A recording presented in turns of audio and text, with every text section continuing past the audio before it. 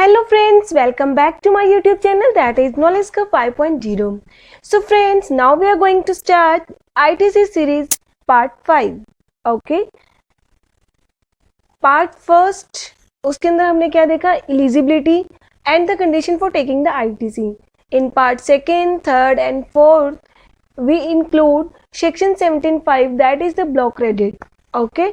Now अब section 17(1), 2, 3 उनको हम कवर करने वाले हैं इन स्लाइड्स के अंदर। सबसे पहले सेक्शन 17(1) और सेक्शन 72 क्या कहता है। सेक्शन 71 और 2 क्या कहते हैं कि इन केस अगर मान लो कोई भी इनपुट एंड इनपुट सर्विसेज हम ले रहे हैं, ठीक है, और वो हम किसके लिए यूज कर रहे हैं, taxable as well as the exempt supply as well as the non business, ठीक है। तो उस केस के अंदर क्या होगा कि जो आईटीसी होगा वो सिर्फ रिस्ट्रिक्ट किसके लिए होगा, टैक्सेबल सप्लाईज के लिए। जो एग्जाम सप्लाईज के लिए होगा उसको हमें रेशियो निकालना पड़ेगा और उसको हम क्या करेंगे, रिवर्स करेंगे, ठीक है। In case of the input and input services there is a rule 42 and in case of the capital goods there is a rule 43. Okay, so now in this part we will cover only rule 42 and rule 43 in a separate part, that is next part. Okay, let's start.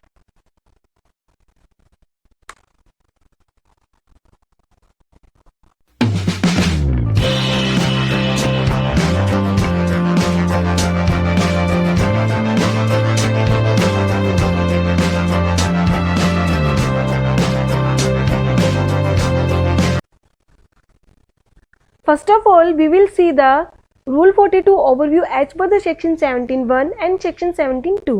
ठीक है, Section 17(1) और Section 72 as हमने पहले ही discuss करा, ये हमें क्या कहते हैं कि in case goods and services अगर वो taxable as well as the exempt supply के लिए यूज हो रहा है तो हमें क्या होगा, रूल 42 क्या बताएगा, हमें कैलकुलेशन करना, ठीक है। रूल 42 हमें बताएगा कि हमें कैसे कैलकुलेशन करनी होगी कि क्योंकि हमें जो आईटीसी है वो किसके लिए अवेलेबल है, सिर्फ और सिर्फ taxable supply as well as for the business only, ठीक है। Because in rule 42 we will see the different terms that are the taxable supply, common credit, ये फॉर्मूला है जो आगे यूज होने वाला है। नॉन बिजनेस का मतलब क्या है कि वो बिजनेस के लिए यूज नहीं हो रहा है, पर्सनल यूज के लिए यूज हो रहा है, तो उस केस में वो आईटीसी हमें सिर्फ और सिर्फ बिजनेस पर्पज के लिए देंगे, वो नॉन बिजनेस का हमें आईटीसी नहीं देंगे, ठीक है। एग्जाम सप्लाई हो गया है, ब्लॉक क्रेडिट जो हम ये भी पढ़ के आ रहे हैं लास्ट पार्ट्स के अंदर, ठीक है। तो रूल 42 हमें क्या कहते हैं कि हम कैसे कैलकुलेशन करें उन जो कि आईटीसी हमारे यूज हो रहे हैं एग्जाम सप्लाई के लिए, नॉन बिजनेस पर्पज के लिए, हम उनका रिस्पेक्टिव आईटीसी कैलकुलेट करेंगे और उनको रिवर्स करेंगे। Okay,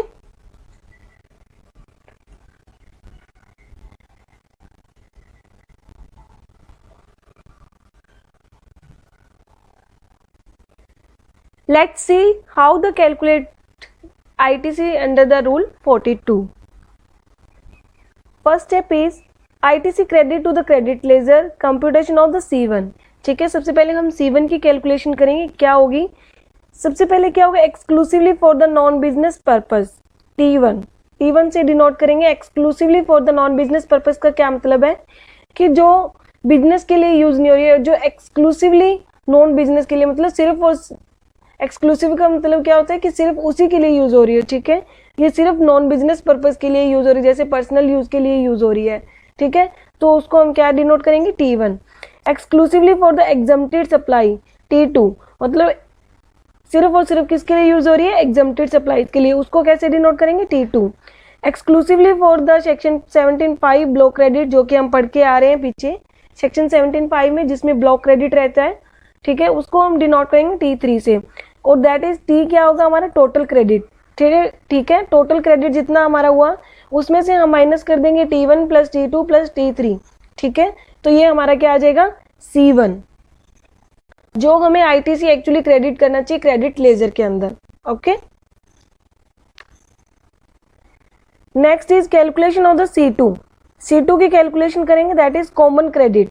okay, that is C1 जो कि हमने लास्ट स्लाइड के अंदर कैलकुलेट करा, ठीक है। उसमें से हम माइनस क्या करेंगे, एक्सक्लूसिवली टैक्सेबल सप्लाई, जो एक्सक्लूसिवली टैक्सेबल सप्लाई के लिए यूज हो रहा है उसको हम डिनोट करेंगे T4 से, ठीक है। अगर हम जो क्रेडिट हमने उसमें क्रेडिट लेजर के अंदर डाला, जो कि हम जिससे हमने C1 से डिनोट करा है, अगर उससे हम T4 अगर माइनस कर देंगे तो हमारे पास क्या आ जाएगा, कॉमन क्रेडिट। कॉमन क्रेडिट का क्या मतलब है, जो taxable as well as exempted दोनों के लिए यूज हो रहा है, as well as non business के लिए भी यूज हो रहा है, ठीक है।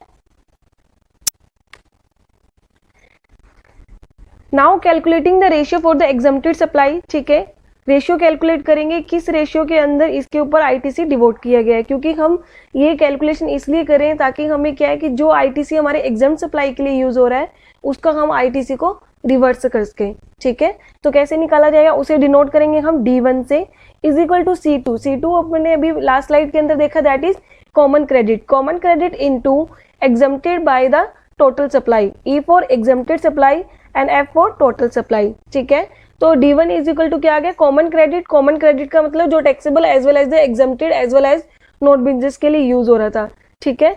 तो हमने देखा अभी, ठीक है। तो अब C2 इंटू E/F, हम एग्जम्प्टेड सप्लाई का सिर्फ रेशियो निकाल रहे हैं, ठीक है। तो E/F से इसको डिवाइड कर देंगे और इसको डिनोट किया जाएगा D1 से।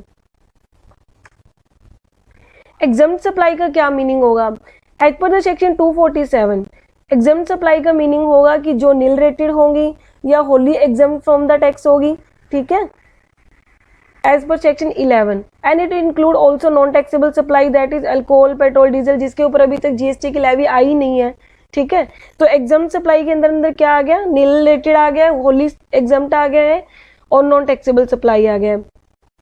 सेकेंड, इसके अंदर क्या इंक्लूड होगा, शेड्यूल 3 की एक्टिविटी इसके अंदर इंक्लूड नहीं होगी। शेड्यूल 3 की एक्टिविटीज क्या होती है कि जिनको जीएसटी के अंदर ना ही तो सप्लाई ऑफ सर्विस माना जाता है, ना ही सप्लाई ऑफ गुड्स माना जाता है, ठीक है, वो जीएसटी के दायरे में आएंगी ही नहीं, ठीक है। उसकी एक लिस्ट है पर्टिकुलर, तो इन्होंने कहा है कि वो इसके अंदर नहीं मानी जाएगी, वो एग्जम्प्ट सप्लाई में, क्योंकि वो सप्लाई ही नहीं है तो एग्जम्प्ट सप्लाई कैसे मानी जाएगी। बट उसमें एक्सेप्शन है, अगर sale of land and building है, सेल ऑफ सिक्योरिटीज है, sale of land building and sale of securities अगर होगी तो वो क्या है कि उसको एग्जम्प्ट सप्लाई में काउंट किया जाएगा। Next is interest on the loan deposits borrowing are not include in the exempt supply, ठीक है। Interest on loan deposit borrowing is ये एग्जम्प्ट सप्लाई के अंदर इंक्लूड नहीं होगा, but it include supply on which recipient liable to pay the tax on the reverse charge, ठीक है। Reverse charge के ऊपर अगर हमें टैक्स पे रेसिपिएंट करेगा तो वो हमारे लिए क्या हो जाएगी, एग्जम्प्ट सप्लाई हो जाएगी, ठीक है। तो ये हमें लेना होगा। तो एग्जम्प्ट सप्लाई का मीनिंग समझ में आया, एग्जम्प्ट सप्लाई में नील रेटेड आ गए, होली एग्जम्प्ट आ गए, शेड्यूल 3 की एक्टिविटीज नहीं आएंगी, एक्सेप्शन है इसकी, sale of land and building, sale of securities, ठीक है। इंटरेस्ट ऑन लोन वाला नहीं आएगा, रिवर्स चार्ज वाली एक्टिविटीज आ जाएंगी, okay. Next is in case अगर मान लो वो नॉन बिजनेस के लिए भी यूज हो रहा है, ठीक है, अगर नॉन बिजनेस में भी यूज हो रहा है तो हम नॉन बिजनेस का रेशियो कैसे निकालेंगे, D2 से इसको डिनोट किया जाएगा, is equal to C2 that is common credit into 5%, ठीक है, 5% निकाला जाएगा। एंड वन थिंग, ये जो हम टैक्स निकालेंगे ये हम CGST, SGST, IGST उनके रिस्पेक्टिव में निकालेंगे, ऐसे एक साथ नहीं निकालेंगे, ठीक है, मतलब कम्युलेटिव नहीं निकालेंगे, सेग्रीगेट कर करके निकालेंगे। IGST में अलग होगा, CGST में अलग होगा, SGST में अलग होगा, ठीक है। तो ये हम किसके लिए कैलकुलेट करें, नॉन बिजनेस के लिए।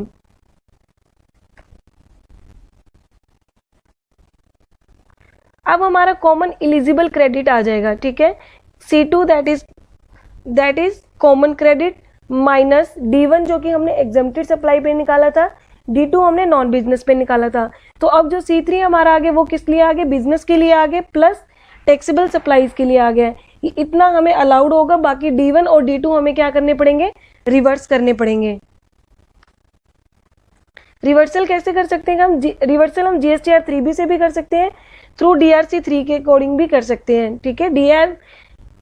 D1 एंड D2, ठीक है, D1 हमने एग्जम्प्ट सप्लाई के लिए किया and D2 is non business के लिए। इन दोनों को रिवर्सल करना होगा तो हम GSTR 3B और DRC 03 के फॉर्म से हम इसको क्या कर सकते हैं, रिवर्स कर सकते हैं। And reversal of the ITC should be done before the due date of filing the return for the month of the September following the end of the financial to which credit relates, ठीक है। जिस भी year से credit relate करते हो तो उसके next year की जो भी सितंबर की रिटर्न होगी उससे ड्यू डेट से पहले पहले हमें इसे क्या रिवर्सल कर देना चाहिए, ठीक है। एंड सेक्शन 51, अगर हमने मान लो गलती से अवेल कर रखा है इसको तो विद इंटरेस्ट हमें करना पड़ेगा, बट अगर मान लो इन केस हमने आईटीसी तो ले ली है बुक्स के अंदर, हमने क्रेडिट कर दिया क्रेडिट लेजर के अंदर, लेकिन हमने उसको यूटिलाइज नहीं करा, ठीक है। अगर हम उसको यूटिलाइज नहीं करते हैं, वो अनयूटिलाइज है, तो वो क्या होगा, जब हम उसको रिवर्सल करेंगे तो उसे सेट ऑफ हो जाएगा। लेकिन अगर हम उसको यूज कर लेंगे तो जो 18% है वो सिर्फ किस पे लगेगा, जिस पार्ट को हमने यूज कर लिया है, net cash liability. Got it. मतलब अगर मान लो हमारी उससे लाइबिलिटी क्रिएट नहीं होती है तो उस केस में ये हमारा 18% इंटरेस्ट रेट नहीं लगेगा। ओके, तो ये सिर्फ और सिर्फ किस पे लगेगा, नेट कैश लाइबिलिटी पे। इससे रिलेटेड अमेंडमेंट आई थी तो उसमें यही कहा गया था कि नेट कैश लाइबिलिटी पे लगेगा ये, ना कि ग्रोस लाइबिलिटी पे। Got it. Now moving on the example. For example value of supply हमारी क्या है, टैक्सेबल सप्लाई है 35 लाख, एग्जम्प्टेड सप्लाई है हमारी 60 लाख, तो टोटल सप्लाई हमारी कितनी हो गई है 95 लाख। इसको हम डिनोट करते हैं एफ से, और ये हो गई हमारी ई। ठीक है। क्वेश्चन में क्या दे रखा है, total input that is IGST में इतना है, एसजीएसटी में इतना है और सीजीएसटी में इतना है। ठीक है। अब ये एक्सक्लूसिवली फॉर एग्जाम सप्लाई हो रहा है, आईजीएसटी में इतना है, सीजीएसटी में इतना है, एसजीएसटी में इतना है, सेक्शन 17(5) के लिए इतना यूज हो रहा है, नॉन बिजनेस पर्पस के लिए यूज हो रहा है, exclusively for the taxable supply के अंदर है। ये हमारे लिए क्वेश्चंस है। ठीक है, तो अब हम इसको सोल्व करेंगे इसको कि हमारे लिए एलिजिबल क्रेडिट कितना होगा। Got it.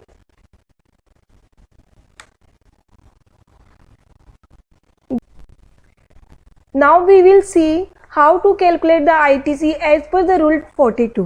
Okay? सबसे पहले हम क्या कैलकुलेट करेंगे, C1 कैलकुलेट करेंगे। C1 में हमने क्या देखा था कि टोटल T मतलब जितना इनपुट हमारा बना वो हमने ले लिया। ठीक है। अब इसमें जो exclusively for non business purpose T1 से डिनोट कर दिया, T2 कर दिया, T3 कर दिया। ठीक है। हमने अलग अलग वैल्यू IGST, SGST, CGST की वैल्यू डाल दी है। अब इसमें से माइनस करने के बाद T minus T1, T2, T3, तो हमारी C1 क्या आ गया, ये वैल्यूज आ जाएंगी। ठीक है। नाउ नेक्स्ट इज C1 आने के बाद हम क्या करेंगे, उसके बाद हम जो exclusively for the taxable supply होगा, ठीक है, जो एक्सक्लूसिवली फॉर टैक्सेबल सप्लाई होगा वो उसमें से माइनस करेंगे। Got it. तो फिर ये क्या आ जाएगा हमारा कॉमन क्रेडिट। कॉमन क्रेडिट आ गया। कॉमन क्रेडिट हमें पता है कि दैट इज, अब ये टैक्सेबल के लिए भी है और एग्जम्प्ट के लिए भी है, तो हम एग्जम्प्ट सप्लाई का रेशियो निकाल लेंगे। एग्जम्प्ट सप्लाई का रेशियो हमने कैसे किया था, इसको हम D1 से डिनोट करेंगे E/F into C2, that is common credit. Got it. तो ये हमारे वैल्यूज आ गई 60 लाख और 95 लाख, जो कि मैंने फर्स्ट स्लाइड में आपको दिखाया था। ये वैल्यू जो टैक्सेबल सप्लाई है, एग्जम्प्ट है, टोटल सप्लाई है। ठीक है। तो अब हमने ये वैल्यू कैलकुलेट कर ली है, D1 की वैल्यू कैलकुलेट कर ली है। अब हमने C3 निकालेंगे। ये नेट इलिजिबल आईटीसी हमारे लिए आ जाएगा, जो कि है टैक्सेबल सप्लाई के लिए। ठीक है। तो हमारे लिए इलिजिबल जो आईटीसी होगा वो क्या होगा, ये दैट इज 16,768, 7,995, 7,995। अब ये जो D1 की वैल्यू है ये हमें रिवर्स करनी होगी। ठीक है, ये हमें रिवर्स करनी होगी। ठीक है, और ये हम DRC 303 के से भी कर सकते हैं, GSTR 3B से भी कर सकते हैं। Got it. ओके, तो ये हमने क्या देखा, रूल 42 देखा। रूल 42 जो कि जिसके अंदर इनपुट एंड इनपुट सर्विसेज किसके लिए यूज हुए थे, taxable as well exempt supply के लिए। तो हमने इसके अंदर क्या है, क्योंकि हमें जो इनपुट था वो सिर्फ और सिर्फ टैक्सेबल सप्लाई के लिए रिस्ट्रिक्टेड था, इसलिए हमने ये कैलकुलेशन करी। I hope you all understand the rule 42. If you have any query, you can comment in the comment box. Thank you for giving your precious time to watch. And yes, if you don't subscribe our channel yet, please subscribe our channel and press the bell icon for get the instant notification. And don't forget to like, comment and share this video. Thank you.